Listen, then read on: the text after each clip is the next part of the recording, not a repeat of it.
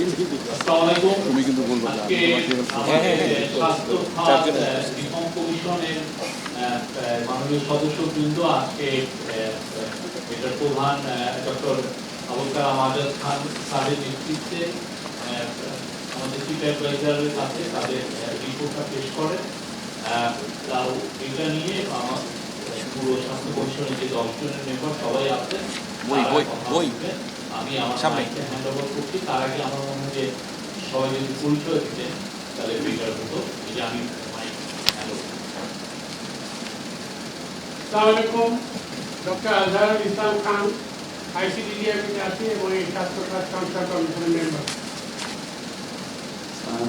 আমি লিয়াকত আলী, আমি অধ্যাপক বাংলাদেশ ইউনিভার্সিটি অফ হেলথ সায়েন্সে।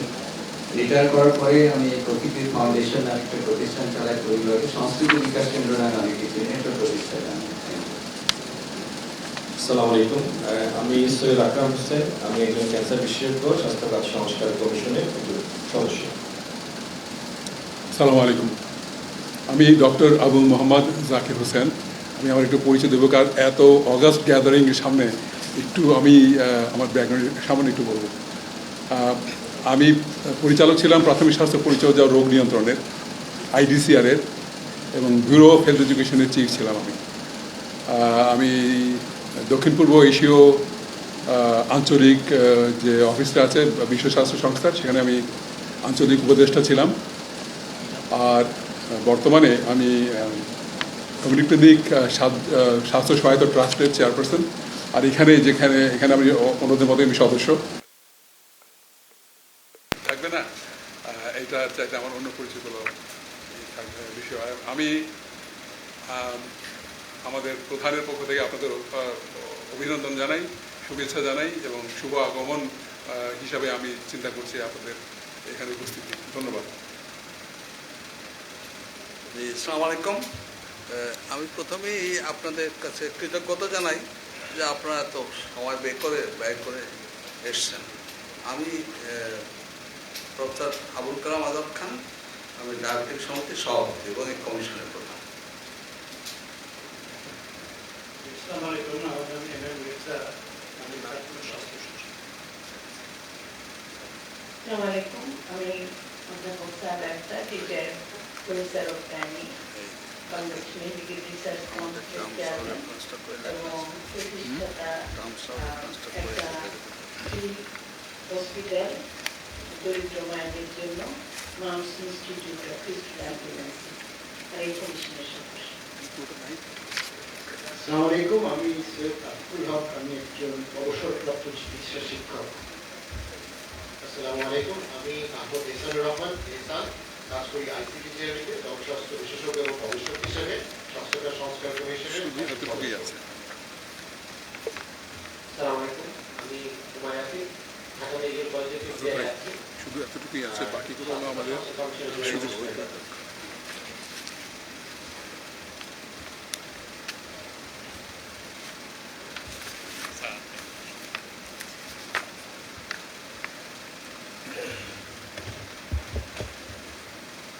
যে আমি সংক্ষেপে শুরু করি। আমার জানা মতে এই দেশে বা এই জনপদে একটা স্বাস্থ্য সংস্কারের জন্য একটা আলাদা উদ্যোগ এই প্রথম।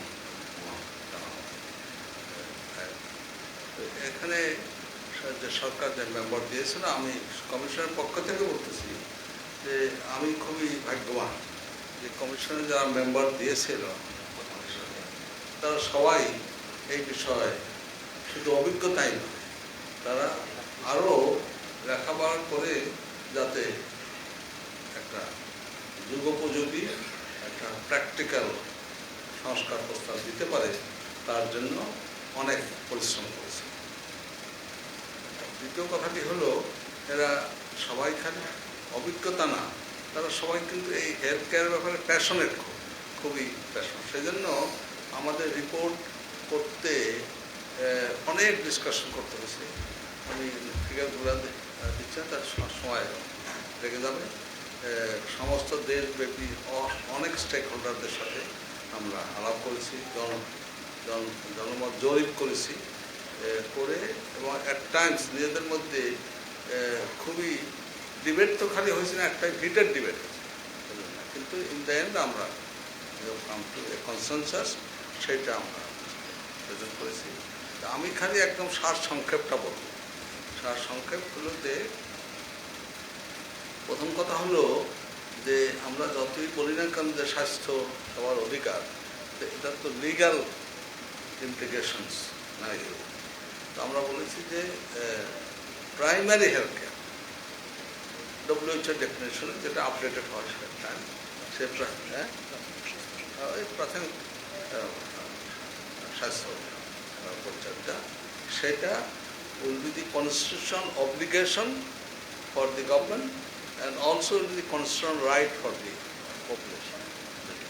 এবং এটা বাজেট বর্তমানে খুবই কম, এই বাজেট দিয়েও করা সম্ভব যদি আমরা ঠিকমতো অর্গানাইজ করি। এটা একটা ফান্ডামেন্টাল কথা।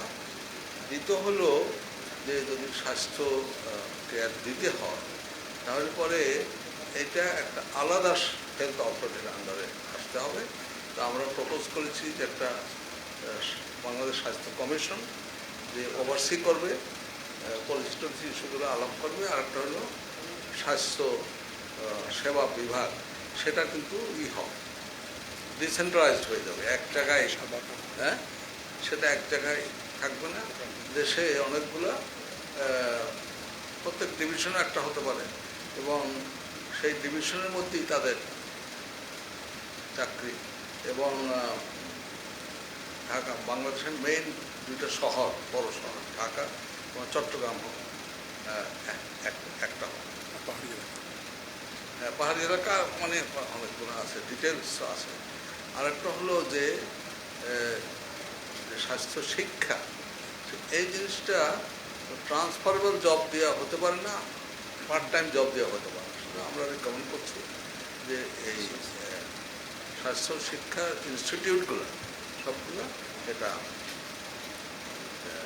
একটা স্বায়ত্তশাসিত প্রতিষ্ঠান, সরকারের স্বায়ত্তশাসিত প্রতিষ্ঠান মতো হবে, সুতরাং ট্রান্সফারেবল জব হবে না। এবং এখানে যারা একাডেমিক পদবীধারী হবে তারা ফুল টাইম, মানে ওই ইনস্টিটিউশনের বাইরে প্র্যাকটিস করবেন।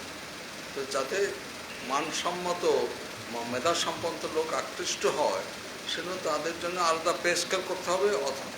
এবং ইনস্টিটিউশনের মধ্যে প্রাইভেট রুগী দেখে কন্ট্রোল প্র্যাকটিসের মাধ্যমে ইনস্টিটিউটের প্রাইভেট রুগী থেকে ইনস্টিটিউশনের ইনকাম প্লাস তার জন্য কিছুটা ইনকামের ব্যবস্থা করা যেতে পারে।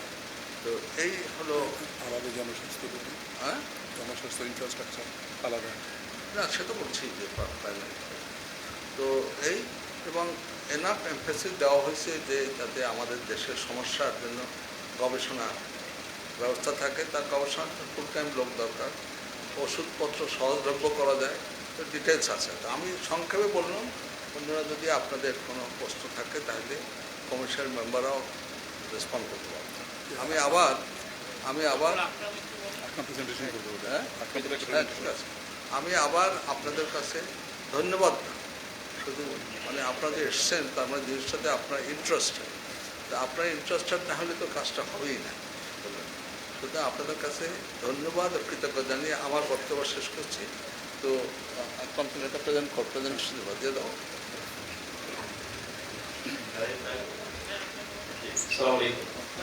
আচ্ছা, প্রিয় সাংবাদিক ভাই বোনেরা, আপনাদেরকে আজকের এই ইয়েতে আসার জন্য অনেক অনেক ধন্যবাদ এবং সবচেয়ে বড় কথা যে আমাদের কথা শোনার সুযোগ দেওয়ার জন্য আমরা কৃতজ্ঞ আপনাদের কাছে এবং অন্তর্বর্তী সরকারের কাছেও আমরা আমাদের গভীর কৃতজ্ঞতা প্রকাশ করছি যে আমাদেরকে এই সুযোগ দেওয়ার জন্য গত 4টি মাস, 3.5 মাসেরও বেশি, 18 নভেম্বর থেকে আমরা কন্টিনিউয়াসলি রাত দিন এখানে যারা আছেন আমরা কাজ করেছি, চেষ্টা করেছি। আমরা দেশের অনেক জায়গাতে গেছি এবং বাংলাদেশের অনেক মানুষের সাথে কথা বলেছি, অনেক গুণীজনের সাথে, সাধারণ মানুষের সাথে একটি জনমত জরিপ করেছি। আমরা প্রথমে শ্রদ্ধা জানাতে যাচ্ছি যে 71-এর মহান মুক্তিযুদ্ধ, জুলাই আগস্ট 2024-এর ছাত্র জনতার অভ্যুত্থানে শহীদ স্মৃতির প্রতি আমরা আমাদের নিবেদন করেছি। একটি বৈষম্যহীন ন্যায্য সমাজ প্রতিষ্ঠা করার জন্য তাদের স্বপ্নের সহায়ক থেকে এই স্বাস্থ্য খাত সংস্কার প্রস্তাবনাটা আমরা উপস্থাপন করেছি। আমাদের হ্যাঁ পরেরটাতে হ্যাঁ ওকে আমাদের যে কমিশনের প্রতিপাদ্য হলো স্বাস্থ্য সবার অধিকার। স্বাস্থ্য সবার অধিকার কমিশনের কার্যকাল আপনারা দেখেছেন যে 8 তারিখের মধ্যে আমি বলেছি 30 এপ্রিল মেয়াদ শেষ হয়েছে এবং আমাদের কমিশনের মেম্বারদের নামগুলো এখানে দেওয়া আছে। আমরা ইতিমধ্যে তাদের পরিচয় দিয়েছেন আপনারা। এখানে কমিশনের 2 জন মেম্বার অনুপস্থিত, প্রফেসর ডক্টর মোহাম্মদ ফজলুল হক এবং প্রফেসর ডক্টর নাইলা জামান খান। এটা আমাদের গ্যাজেট নোটিফিকেশন। আমরা যে বিষয়গুলো নিয়ে চিন্তা করেছি আচ্ছা সংবিধান, আইন, নীতি, প্রতিষ্ঠান, কর্মসূচি, সুপারিশ বাস্তবায়নের মেয়াদ, অন্তর্বর্তী সরকারের সময় কি করা যেতে পারে এবং পরবর্তী নির্বাচিত সরকারের মেয়াদে কি করা যেতে পারে এবং জাতীয় প্রত্যাশা কি, জাতীয় অঙ্গীকার কি। পদ্ধতিগতভাবে আমরা বিভিন্ন প্রকাশনা দেখেছি, সাক্ষাৎকার, মত বিনিময় করেছি, সরজমিন অনেক প্রতিষ্ঠান পরিদর্শন করেছি, কমিশনের বিভিন্ন মেম্বাররা দেশের বাইরেও গেছেন এবং জনমত জরিপ করেছি। আপনারা ইতিমধ্যে শুনেছেন 8256 জনের মধ্যে প্রাপ্তবয়স্ক নাগরিকের মতামত নেওয়া হয়েছে। কমিশনের বৈঠক হয়েছে 51টি, সভা আয়োজন করেছে 32 যাওয়া হয়েছে। বিভিন্ন বিষয়ে আমি ইতিমধ্যে বলেছি। জনমত জরিপের কিছু ছোট উদাহরণ দিতে পারি। একটা হলো ওষুধের মূল্য, রোগ নির্ণয়, পরীক্ষার মূল্য, ডাক্তারের পরামর্শ ফি, অস্ত্রোপচার ফি ইত্যাদি ব্যাপারে বেশিরভাগ মানুষ মতামত দিয়েছেন যে এটা মূল্য নির্ধারণ করে দেওয়া উচিত। 97% উত্তরদাতা জানিয়েছেন প্রাথমিক স্বাস্থ্যসেবা বিনামূল্যে দেওয়া প্রয়োজন। তারপরে আরেকটা হলো যে স্বাস্থ্য শিক্ষা এবং রোগ প্রতিরোধ কার্যক্রমকে আলাদা করা, যে স্বাস্থ্য শিক্ষা এবং পাবলিক হেলথ যেটা আমরা জনস্বাস্থ্য বলি সেটাকে আলাদা করার জন্য 72% মানুষ উত্তর দিয়েছেন। এবং আমাদের সহায়ক পদগুলোর বদলির কথা বলেছেন। এখন আমাদের হেলথ সেক্টরে দ্বিতীয় যুদ্ধ শ্রেণীর একটা সমস্যা প্রায় বিরাজ করছে, সেটা নিয়ে কথা বলেছেন। বেশিরভাগ বলেছেন মানে 70% মতো মানুষ বলেছেন এমবিবিএস ডাক্তার যারা তাদের ছাড়া যেন কোনো অ্যান্টিবায়োটিক লেখা না হয়, তাদের প্রেসক্রিপশন ছাড়া। স্বাস্থ্য ব্যয়ের জনহানিকর স্বাস্থ্য ব্যয়ের বেশিরভাগ থাকা উচিত সরকারের মত হলো যে সরকার যেন এই দায়িত্বটা নেয়, বেশিরভাগ মানুষ এটা মনে করেন। এবং স্বাস্থ্যহানিকর খাদ্য, পানীয়, ভোগ্যপণ্যের উপর উচ্চ হারে কর প্রয়োগের উচিত বলে 80% মানুষ মনে করেন। স্বাস্থ্য বীমার ব্যাপারে 71% মানুষ আগ্রহী। পরিবার পরিকল্পনা, স্বাস্থ্যসেবা, ওদের বিভিন্ন সার্ভিসগুলোকে একীভূত করার ব্যাপারে প্রায় 70% মতো মানুষ মতামত দিয়েছেন। আমাদের মুখ্য সুপারিশগুলোর মধ্যে প্রথমতম যেটা হলো সংবিধান সংশোধন। এটার জন্য আমরা মনে করি যে এটা করে বিনামূল্যে এটা সরবরাহ করা দরকার সাধারণ মানুষের জন্য এবং এটার জন্য ইন্টারিম গভর্নমেন্টের সময় কিন্তু আইন প্রণয়ন করা সম্ভব। এটা আমরা প্রধান উপদেষ্টা মহোদয়কে অনুরোধ করেছি, মাননীয় প্রধান উপদেষ্টাকে যে এটা করে। যে আইনগুলোর কথা আমরা বলেছি সেটার মধ্যে জরুরিভাবে করতে পারে স্বাস্থ্য কমিশন আইন। আমরা একটা স্বাস্থ্য কমিশন করার কথা বলেছি। হেলথ সার্ভিস আইন করা হচ্ছে, সমস্ত হেলথ ক্যাডার বর্তমানে যে হেলথ ক্যাডারগুলো আছে এগুলোর ব্যাপারে কথা বলেছি। আমরা স্বাস্থ্য সুরক্ষা আইন নিয়ে কথা বলেছি, ওষুধের মূল্য নির্ধারণ এবং প্রবেশ অধিকারের জন্য কথা বলেছি। অ্যালাইড হেলথ প্রফেশনাল কাউন্সিল এবং বাংলাদেশ মেডিকেল রিসার্চ কাউন্সিল আইনের কথা বলেছি আমরা। Health science training and nutrition আচ্ছা নার্সিং জি বাংলাদেশ স্বাস্থ্য কমিশনের আপনারা জানেন যে সকল নীতিতে স্বাস্থ্য মানে স্বাস্থ্য একটা ইন্টারসেক্টরিয়াল বিষয় এবং এটা বাস্তবায়নের জন্য আমরা এই যে জন্য একটি বাংলাদেশ হেলথ কমিশন, পার্মানেন্ট স্বাধীন স্থায়ী হেলথ কমিশন গঠন করার কথা বলেছি, যেটা রিপোর্ট করবে সরকার প্রধানের কাছে এবং প্রতি সংসদে প্রতি বছর এটার বার্ষিক একটি প্রতিবেদন উপস্থাপন করা হবে। আমরা এই জন্য এটাকে 17টি ভাগে ভাগ করেছি এবং একটি স্বচ্ছ জবাবদিহিমূলক কার্যকর ব্যবস্থা নিশ্চিত করতে। বাংলাদেশ হেলথ সার্ভিসের কথা একটু আগে শুনেছেন আমার মুখ থেকে। সেটা কেন আমরা করেছি, কারণ আপনারা জানেন যে বাংলাদেশের সার্ভিসগুলো, হেলথ সার্ভিসগুলো ইন্টিগ্রেটেডলি দেওয়া যাচ্ছে না। ডিজি হেলথ, ডিজি শিক্ষা, DG family planning, DG control, DG nursing এবং অনেকগুলো আছে, টিমো, নিমিউ। তো এগুলো সবকটাকে আমরা যদি একত্রিত করে বাংলাদেশ হেলথ সার্ভিস তৈরি হবে, এটাই আমাদের টার্গেট। এবং এটা স্বায়ত্তশাসিত জুডিশিয়াল ক্যাডারের মতো হবে এবং এই সার্ভিসটা নিজেকে নিয়ন্ত্রণ করতে পারবে, সরকার বছরে বাজেট দিয়ে দিবে।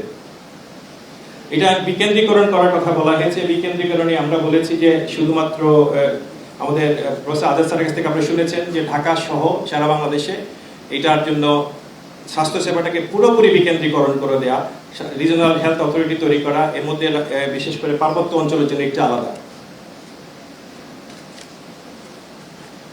বাংলাদেশ হেলথ সার্ভিসের জন্য রূপান্তরের কথা এর মধ্যে এইটা আপনি দেখেছেন এবং আমরা বলেছি প্রস্তাবিত রূপান্তরগুলো কিভাবে হবে বিস্তারিত আর গেলাম না, কিন্তু একটি বিষয় আমরা গুরুত্বের সাথে দিয়েছি যে আমরা দেখেছি যে বাংলাদেশের নিয়োগ প্রক্রিয়াগুলো যোগ্য মানুষগুলো প্রায় আসতে পারেন না, সেই জন্য যোগ্যতা, স্বচ্ছতা, রাজনৈতিক নিরপেক্ষতা বজায় রেখে নির্বাচনী প্রক্রিয়া এবং নিয়োগ করার কথা বলে সার্চ কমিটির কথা।